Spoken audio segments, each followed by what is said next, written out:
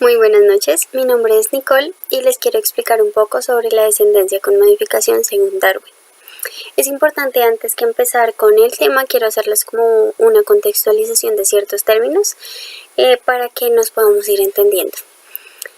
Primero es importante conocer que todas las especies han ido evolucionando tanto sus características como su conducta a lo largo del tiempo. Esto siempre con el fin de tener una mejor posibilidad de supervivencia y de reproducción. También es importante saber que todas las relaciones evolutivas son las conexiones que se dan entre los cambios que han habido en las especies a lo largo del tiempo. Esto también es muy importante porque nos da a nosotros una visión de las características y de la clasificación que se puede tener con las especies. Es importante siempre tener una manera de clasificarlos y de dividirlos. Normalmente se dividen en tres grandes grupos. El primero, que es morfológico, en donde lo que se mira o lo que se separa es la estructura del organismo o de la especie que se quiere ver. Esto siempre puede ser un cambio en la estructura externa o interna de la especie. Otra es todos los cambios bioquímicos de las especies, que es así, se basa más como en la composición interna del organismo y las reacciones químicas que se dan. Y la tercera, que es conductual o comportamental, en esta sí se mira más como la manera en que la especie se va desarrollando en el medio en el que vive. Es importante también conocer que actualmente todas las investigaciones que se hacen sobre las especies se hacen por medio de un estudio genético, en donde lo que se miran son los genes y cómo el ADN ha cambiado para dar como una información no solo del pasado de la especie, sino de cómo ésta ha evolucionado. Para empezar a hablar un poco del árbol filogenético, primero quiero como hacernos unas preguntas básicas sobre qué es, qué importancia tiene y cómo se va a organizar. Entonces, primero, ¿qué es? Es básicamente un diagrama que lo que hace es que organiza las especies o las clasifica. ¿Cómo lo hace?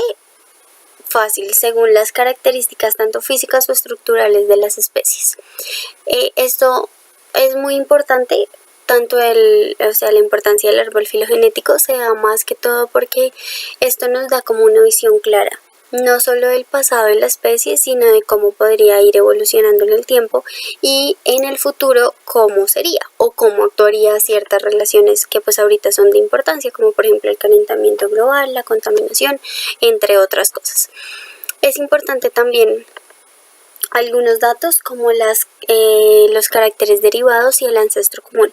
Estos son dos tipos que se dan para el árbol filogenético. Entonces, cuando los caracteres son derivados, hablamos es que tienen un ancestro diferente, pero las características durante su evolución han generado alguna similitud.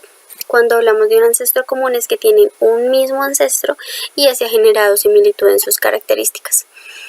También vale recalcar que en el pasado estos árboles filogenéticos se construían más que todo por hipótesis o supuestos según las características de las especies, tanto físicas como químicas. Pero ahora en la actualidad pues la ciencia ha evolucionado y las investigaciones también, por lo que se han visto que se basa más en las características de ADN y en la secuencia que éste tiene para determinar cuál en realidad es su ancestro y qué tan mal estábamos de los análisis anteriores que se hacían basados solo en las características que eran visibles.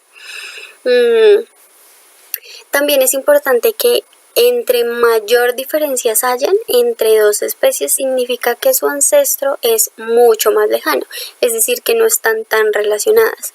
En cambio, cuando hay una mayor, cuando las diferencias son más pequeñas o no son tan notorias, quiere decir que su ancestro es mucho más cercano. Todo esto se basa en la sistémica filogenética o clandinística. Este es un método taxonómico en el que se clasifican o se nombran a las especies.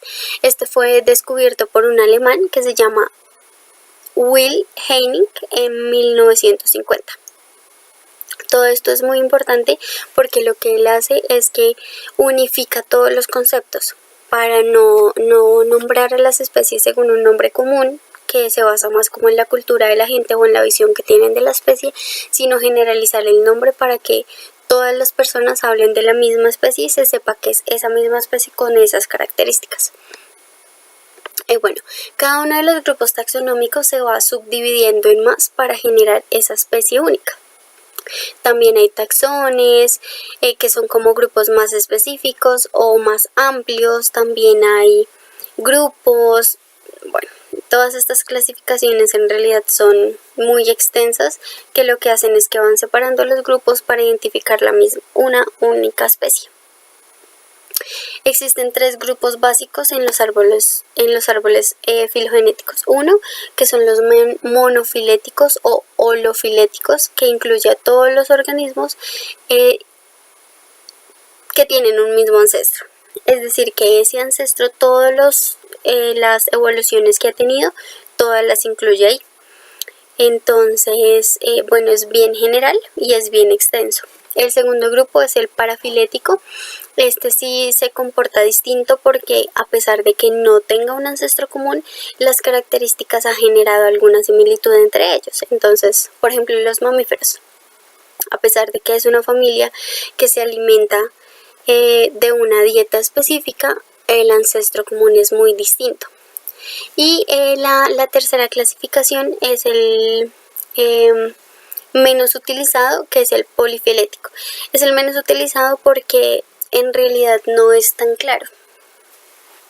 Todos estos sí puede que tengan antepasados comunes o miembros de grupos que son comunes, pero pues ese se utiliza más con usos culturales o fines culturales.